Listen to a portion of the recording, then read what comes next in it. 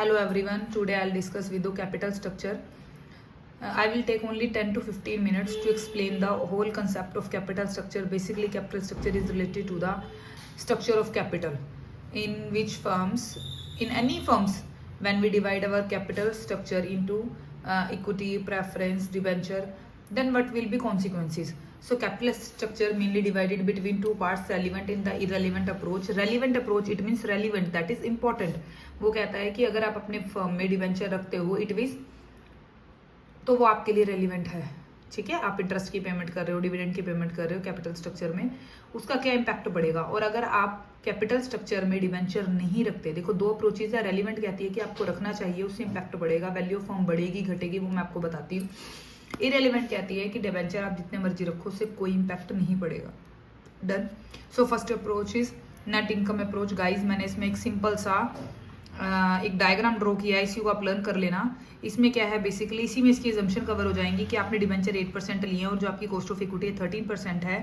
Done. और आपको क्या गिवन है, आपको यहाँ बता रखा है कि आपकी कॉस्ट ऑफ इक्विटी भी कांस्टेंट है और कॉस्ट ऑफ डिवेंचर भी आपकी कांस्टेंट है. दोनों चीजें आपकी कांस्टेंट है, बट जो ओवरऑल कॉस्ट ऑफ कैपिटल है वो आपका चेंज हो रहा है. ठीक है, तो इसमें मैंने क्या बताया था कि जो के ई कांस्टेंट है, के डी आपकी कांस्टेंट है. डिवेंचर आपकी इंक्रीज होंगे, डिवेंचर इंक्रीज होने से चिपर सोर्स होते हैं, ये इजिली मिल जाते हैं. इजिली क्यों कहा जाता है, वो इसलिए कहा जाता है जबकि इनकी पेमेंट की जाती है, क्योंकि एक तो इंटरेस्ट फ्री होते आपके, टैक्स फ्री होते हैं. ठीक है, debenture increase, cheaper source of finance है.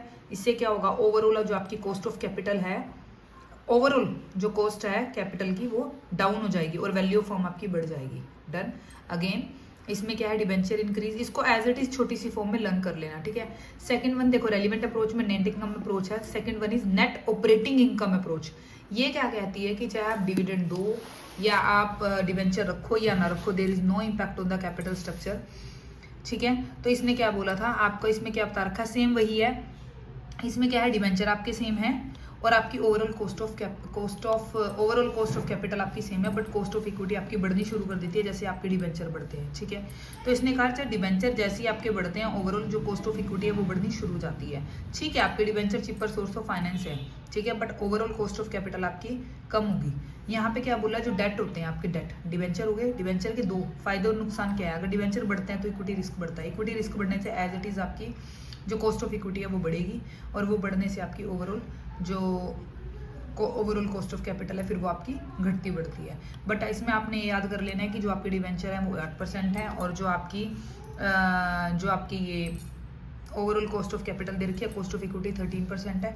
रेलिवेंट इररेलिवेंट आपको बता रखा है. ठीक है, और डिवेंचर के फायदे आपको ये था, चीप सोर्स ऑफ फाइनेंस है. ठीक है, आपकी चीप सोर्स है, सस्ता मिलता है, उससे क्या हो जाएगी, जो आपकी डेस्ट की कॉस्ट है वो कम हो जाएगी, ओवरऑल कॉस्ट ऑफ कैपिटल फिर दोबारा से आपकी ऑफसेट हो जाएगी. इट मीन्स वो कह रहा है जैसे ही आप एक चीज़ को डिवेंचर्स को भी बढ़ाओगे, वो ऑटोमेटिक इक्विटी रिस्क को बढ़ा के आपको ऑफसेट कर देगा. इट मीन्स आपके फर्म पे ज़्यादा इम्पैक्ट नहीं पड़ेगा. Thank you.